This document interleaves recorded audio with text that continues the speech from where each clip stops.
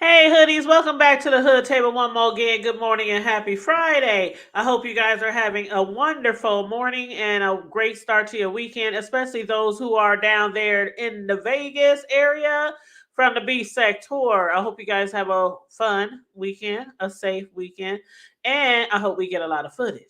But anyway, this is your back with another update for some local breaking news of a story that we have been following for like the last week or so.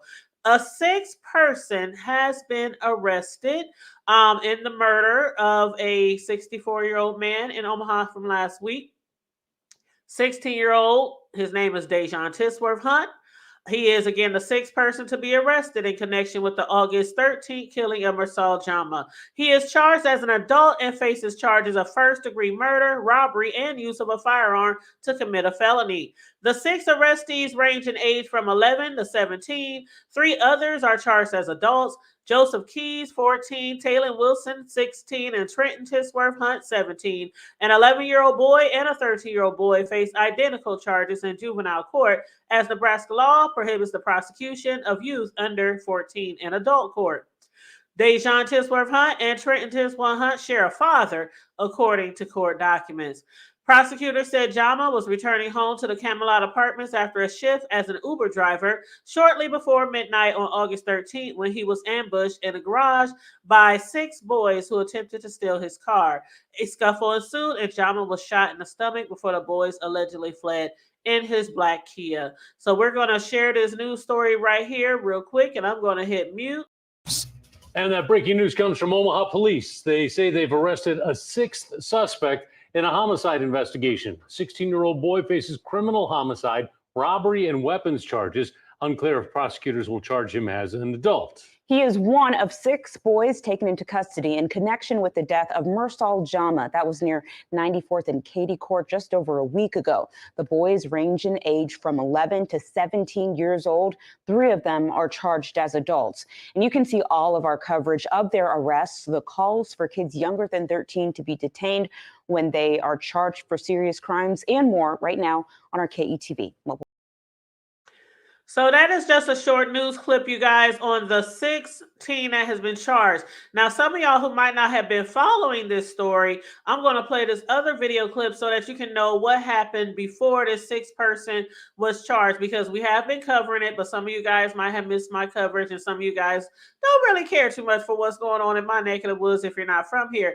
And that's not no shade to anybody, because, we all, sometimes we all in this little bubble. And unless something is like really, really trending on world news, sometimes we don't pay attention to other areas. So, no shade there. But I'm going to share this video because, as we said, the sixth person was arrested. At first, it was 4 people who were arrested. I'm sorry, 5 people who were arrested, 3 teens, and then the 2 that were underage, the 11-year-old and the 13-year-old. And as you know, they have a long record. Most of them have a long track record. They from robbery to carjacking, burglaries, things like that, and now murder. The 11-year-old was just in court 14 days before the murder.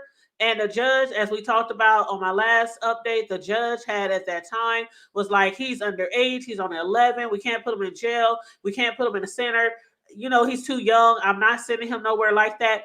And he said his court date is in like 20 days. And he said in 20 days, this will let me know, what other actions, we can possibly take with this boy if he does anything else within the next 20 days before his court date. And 14 days later, he was charged with the others in murder and a carjacking and a robbery at a local gas station, all in the same night. So let me go ahead and go on mute so you can hear the previous news story. Well, Cordesia, these kids were supposed to be getting ready for the start of the school year. Now they're facing life in prison, and if convicted for the murder of 64-year-old Uber driver who was just parking in his garage with shackles around his wrists and waist. Joseph Keys, just 14, was the first to appear in court Friday. He faces 6 felonies, the most serious being first-degree murder. Moments later, Trenton Tisworth Hunt, 17 years old, would be in that same chair. He faces 7 felonies. The additional charge is unlawful possession of a firearm by a prohibited person. Titsworth has been on probation since May of this year. This defendant has a prior conviction for theft by receiving. It's a similar story for Talon Wilson, the 5th person to be arrested in this case. He was detained 2 days after the shooting. He also faces the same 7 felonies as Titsworth. Wilson has been on probation since February and admitted he was on the run. Mr. Wilson was then detained 2 days later. He had a firearm and is also on video at that quick trip. All are being held without bond. Prosecutors mapped out the movements of the minors. It starts Tuesday night when a crew of 6 ran up to 2 victims trying to take their car, but only getting away with a wallet and some money. The attack caught on camera. An hour later, gunfire. Prosecutors say 64-year-old Mursal Jama was sitting in his garage near 93rd and Katy after his shift as an Uber driver. That's when the teens carjacked Jama and shot him in the stomach. He later died. 2 other teens, one 11, the other 13, are facing similar charges in juvenile court. What does an 11-year-old have to do hanging out with a 17-year-old or a 16-year-old? It is an odd group, and when you think about the different ages of the individuals involved, and it's kind of that group mentality. Obviously, there's a lack of any kind of supervision. And law enforcement are still working to locate that 6th suspect. Back to you. All right, you guys. So hopefully some of you guys who, might have not been in the loop of what's been going on here locally in my neck of the woods, you get a clearer picture from that. So about a week ago, it was on the 13th, and late at night, some boys, 6 of them, was at a gas station. They were trying to rob people in the parking lot. They were trying to carjack some guy. They managed to get somebody's wallet. And then, most of them had guns. They said like 4 or 5 of them had guns, including the 11-year-old. And then later on that night, that's when they ended up at the apartment complex of the 64-year-old man. And they was trying to carjack his car. And they ended up shooting him in the stomach where he passed away. And they did get away with his car. Now, as y'all heard me say before, later on into the night, early into the next morning, the boys with the stolen car ended up over south. And they tried to get in this party, which I'm sure they tried to do, to basically get some type of alibi. So they tried to get in this party that was going on, but the people in the home was like, "We don't know y'all. What are y'all doing here?" They didn't recognize him. And I'm probably thinking that the area they were in South Omaha, from the street number that they said, was probably over by the Latinos and Mexicans, and these guys are black, and they're running up over there. Now, don't quote me, I might be wrong, but that is a largely populated area for Latinos and Mexicans. So I'm assuming, they were like, "What y'all doing here? Get away." So they ended up calling the cops. The cops ended up catching some right away, and then they had to chase others. And so those were the ones that was arrested last week. It was 5 of them. They were arrested, 3 of them teenagers, one of them 11, one of them 13. They were looking for the 6th person, the sixth one, and they just caught him yesterday. So that'll catch you up on everything that's been going on now. And also, I'm going to show you this next story. It's only about a couple of minutes long, but now people are advocating in our community because there are people who are outraged, including the police organization. Y'all heard me talk about that the other day. They were really upset that 11-year-old was let go 14 days before this murder. They were upset, and a lot of people in our community are upset. And they're like, "Where are these parents? Who's looking after these kids? Should their parents receive penalties for this? Should they be charged, for these kids running around in the middle of the night?" And like I said, the rap sheet on the 11-year-old, they all have, something in their past. But the 11-year-old, he was facing felonies before the murder. He had like 4 or 5 felonies already and was in court 14 days before the murder with all those felonies. And the judge said, "I can't lock him up." So, yes, people are advocating for stricter laws for children who are really, really young, juveniles who are out here doing very serious crimes. So we're going to turn to that news story real quick, and let me hit mute. A prayer walk in memory of the victim, Mursal Jama, just wrapped up. Maddie Augustine is there and begins our team coverage with a call to end the violence. Maddie? Cornelia, that prayer walk was small, but participants say it's still important to honor Mursal Jama's life. And it's a loss of life community advocates and the Omaha Police Officers Association say was tragic and senseless. And both have ideas on how to address the issue. What we're doing is not working. These violent felonies are continuing to rise. It's a common reaction. What has been done in the past has not prevented these things from happening. When it comes to addressing juvenile crime, advocates say something needs to change. Currently, Nebraska law does not allow for juveniles under the age of 13 to be detained, even for violent crimes like homicide. And president of the Omaha Police Officers Association, Patrick Dempsey, says it needs to be reworked.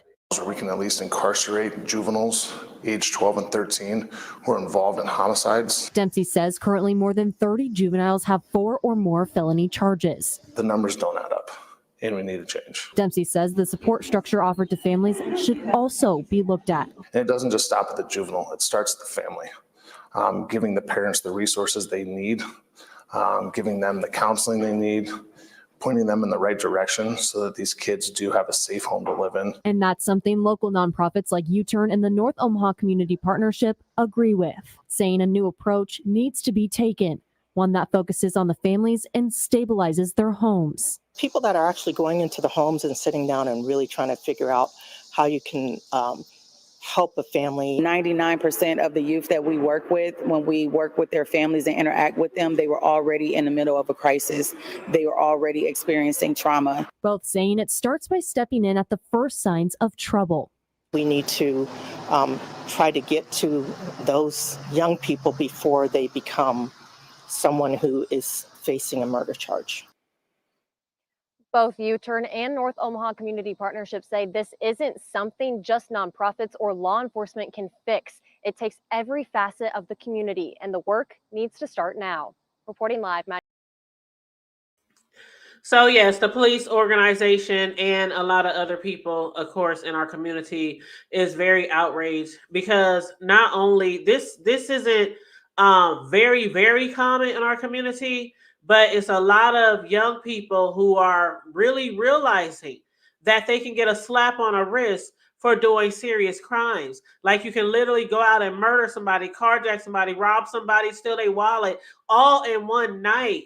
And you can just go home to your parent. Isn't that crazy? That is just so crazy. Like they can't put an ankle monitor on nothing. Child, it's crazy. It's just so crazy. I just don't understand. And then, like they say, with these children out there, you know, we saw a couple of years ago, right? You know, the Crumbly, Ethan Crumbly. You remember he was the shooter of the school shooting in Michigan, and his parents were found legally responsible for his violent crimes. Now, they were saying that his parents, they should have heeded the warning signs or, you know, taken threats seriously, taken action, you know, help get him the support that he needed. They also said that, you know, when parents are out there and they see their children acting up and cutting up, they see them doing really crazy mischief behavior, running around in the middle of the night with hoodlums or being in gangs, or, you know, they might know they got weapons or anything like that, or they might have like mental issues or, you know, very, very bad behavior. They feel like, you know what? If you notice a pattern of negligent behavior in your children, then maybe you need to go seek, at least get them help. These 11-year-old child is not running around every night through the night with a whole bunch of teenagers and their parent don't know that they're not at home. I mean, I got 2 sons and I always knew where they were. Always. They had a limited amount of friends between their cousins and their friends, their homies. There's a limited amount of places they could spend the night or that they could hang out. And I kept them in sports all year round, not just through the school year, but all year round. I kept them active and involved in, you know, things around the community, church. school, sports. You know what I'm saying? I made sure I knew where they were all the time. Now, of course, kids, they gonna slip and slide. We all have, okay? There's plenty of times where my mama, she didn't know where I was when I was doing. But, I wasn't, out there, pulling guns on people and stuff like that. But, whatever I was doing, it wasn't like to the extent of some of these kids out here. But yeah, y'all let me know how y'all feel about that. How y'all feel about these children out there running around in the middle of the night, especially the ones that are 11, 9, 10, 12, 13, and they can't lock them up. Somebody said the whole juvenile system, the whole juvenile justice system needs to be gutted. They said, I keep asking, what's the consequence? And the response that I get is, there is none. It's not in the jurisdiction. They blame it on the parents or they want to rehabilitate them. All excuses. And by the time they turn 19, they learn that they can get away with anything. Ain't that what I was just saying? It's like they do it on purpose. Ain't that what I was just saying? And that's how our kids end up going to jail where they are adults. Now, somebody said they need to start charging parents of these minors. Somebody said get the law changed and use the new youth center to house the younger ones there. If they get to go home, that does nothing. Absolutely nothing. And if they parent, then keep them in the house so that they could commit murders or robbing people or carjacking. What's going to happen when they send them back home? And the judge say, see you in 2 weeks. See you in 3 weeks at court. Child. Somebody else said it takes a village to raise a child. Yeah, it takes a village to raise a child, but it still starts at home. It still starts at home. If they're not getting what they need from home, and then we as neighbors or community say, get your ass in that house, get in there and do your homework, go clean, do some chores, go listen to your mama. I mean, it starts at home. And trust me, I will chastise a child real quick. Shoot, my children's friends, whether it was at school, on the street, I remember pulling up on somebody and almost running up on the curb for some kids who was jumping a little kid, like a few blocks from my house. And they went to school with my sons. Like, what's wrong with you? Do I need to drag you home to your mama? Y'all out here jumping this child? Really? What happened to fight 1-on-1? Now, maybe I would have just rolled past if I would have saw them just fight 1-on-1. But when you jump at somebody, I'm not going to stand by.